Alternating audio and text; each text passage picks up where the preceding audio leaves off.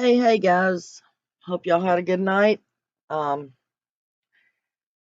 don't forget to subscribe if you haven't. Hit the like button and leave your comments, thoughts, theories down below in the comment box.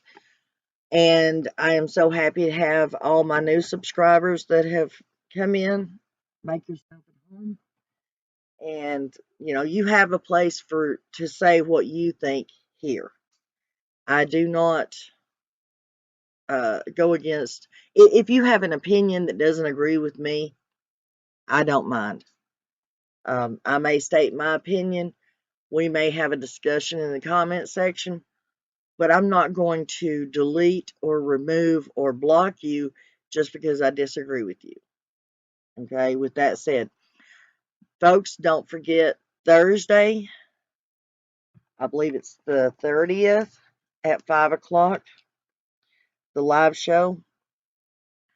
We're going to have on Richard Holliday's mother. It is the Thursday the 31st at 5 o'clock. We're going to be doing a live about Richard Holiday, Private Richard Holiday, and where he went missing or got gone from his barracks in Fort Bliss, Texas. That was back in July of 2020. And there's been no sign of him, no nothing. They have not heard anything from him. And the parents and his siblings have been fighting with everybody trying to find something out about Richard since all this took place. I am trying to help her get the word out and trying to get the message spread. So you're welcome to show up. We want you to show up. We want you to engage with the mom, ask her questions, let her answer any questions you might have. And I'm hoping to see you there. Okay, with today's topic, okay, I'm just going to put it out there. A lot of people have said that Dawn Wells may have took and had the baby cremated at the crematorium there. I disagree because I know there's lots of paperwork and stuff that has to be filed.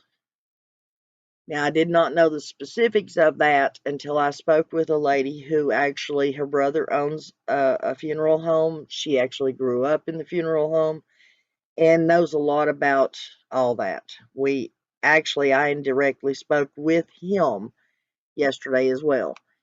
Now, per state and federal regulations, if a person is cremated, they have to go through a funeral home. A funeral home has to be the one to go to the crematorium and say, okay, this person has to be cremated because, like I said, there's a lot of state and federal regulations. They have to, as far as the person's life, their name, and all that. And the federal part of it is like their social security number has to be retired or else somebody could steal their identity. So I don't think Don Wells did all that. By no means. If he was trying to keep it a secret and get it done in secret, there's no way he would have had any kind of paper trail to do it, had done. Secondly, with Don Wells having the past that he has and the rumors about the $50,000 and what that was about and the trips to Mexico, obviously he didn't run with the best of crowds, okay? And obviously he dealt with a lot of underhanded people. Now, let's say, because I'm not accusing anybody, I'm not trying to make any accusations, but let's say that another crooked person actually worked in a crematorium and Don had dealings with that person, but the person doesn't have the amount of money that it takes to deal with Don. So Don's like, okay, hey, I scratch your back, you scratch mine at 11 o'clock at night or 3 o'clock in the morning. I was told yesterday that the burner, whatever the correct name for that is, I'm not sure, but the burner in a crematorium does not have a ticker on it. It's not like every time you slide a box in there, it clicks and says, oh, there's another one, 1244 or whatever. So there's no way to actually keep track of how many the coffins, or they're technically boxes that go into the burner. There's no way to keep track of how many go in there. So somebody could technically go through the back door and get that done if you could find a crooked enough person to do it. And in that case, he could have done it.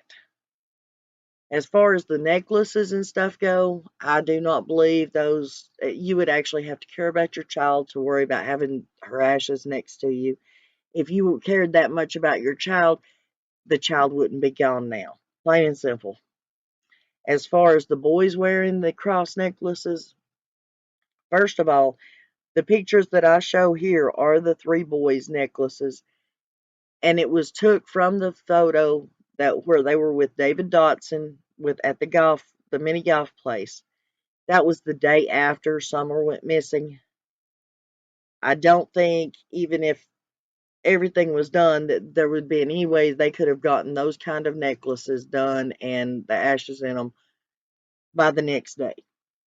Okay, and secondly, the necklaces that the boys are wearing, the youngest boy is wearing what looks to be a soapstone cross, which means it's a rock and it's been carved into a cross. The middle boy is wearing a braided, looks like a silver braided cross, which is open on the inside, and there's no way it could hold anything. And the oldest boy, Josie, it looks like just a stone or a rock on his necklace. It's not even a cross. So that theory that's out there is, mute, because those are not crosses. Not all of them, anyways, and they're not the kind you can put ashes in. Now, as far as the other day, I think I heard something about Mary saying that she went and looked for the rock formation that Don and Candace did while they were in Utah. First of all, I don't remember ever hearing about them driving to Utah. I always understood that when they went to the Dr. Phil show, they stopped back by Utah so that he could visit with his dad, and that's when they did the rock formation. I don't believe that he would be carrying ashes around on an airplane all that length of time just to be able to put them in a rock formation in Utah, a place where the child never lived, never went, had no connection with. Um, she lived her life. She was born and raised here in East Tennessee. And if they were going to worry about spreading her ashes, it should have been right here. And I don't even think that she got that respect from them. So I don't believe they took her ashes to Utah. The rock formation that Mary's looking for, it may or may not be there. I can't imagine Dawn and Candace hiking anywhere to do anything, let alone stack a bunch of rocks together and call it a memorial for the baby. First of all, you don't do a memorial for a person that's supposed to still be alive. And at that time, it had only been, 4 months since she had gotten gone. There was no way that they could have thought that she was passed. But I put some information in here about the rock formations and the information about the different parks that do allow them and doesn't allow them. And they are mainly used in a national park for hikers to mark the trail and know which direction to go, like if it's storming or if it's dark, stuff like that. Some parks allow them and they keep them, they do upkeep on these rock formations. Some parks, like the Smoky Mountains, do not like them. They do not want people messing with the rocks or the natural habitat for the insects, the critters, the salamanders in the waters, whatever. It messes up the ecosystem for the animals and the insects. And they do not want people messing with rocks, logs, anything out in the national park. I spent 2016, I hiked 100 miles in the Smoky Mountains, and that is one of the first things that you are taught when you start hiking is do not mess with the rocks, the branches, the wood that's laying, because you will damage the ecosystem. I know it doesn't seem like you could, but you can. So you're taught not to do that. I put more information in here, a little bit more for people who don't know about those rocks. where the actual word comes from, what they're actually called, and it's a Scottish Gaelic word. So, and I believe it's pronounced cairn. I'm not positive about that. But anyways, folks, that's my rant for today. I know it was quick. It's not very informative, but it is my opinion. And I hope to see you later this evening, but if I don't see you later this evening, I'll see you in the morning. And don't forget to come back on Thursday for the live show. Patricia Holiday is going to be with us, and she's going to be speaking on her son, the United States private. He is a soldier in the United States Army who has been missing since July 23rd, I believe it is, 2020, with no sign of him, no trace, no nothing. And his mother and father really want to find their baby. So I hope you all join us for that. Justice for Summer. We want to bring Summer home. And we want to see justice for her.